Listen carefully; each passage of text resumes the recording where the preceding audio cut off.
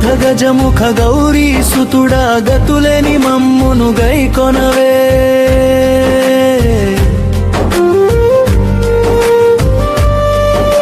మోదక సుగంధ మాధుర్యముతో మంగళ కిరణమై వెలసినవు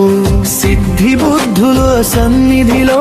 సింహాసనమున నిలిచినవు ఓంకారధ్వని మూలమువై ఆత్మతత్వమును తెలిపినవు భక్త హృదయాల మందిరమున భావరూపమై నిలిచినవు విఘ్నాల వినాశక వినాయక వేద స్వరూపుడా దయచేయవే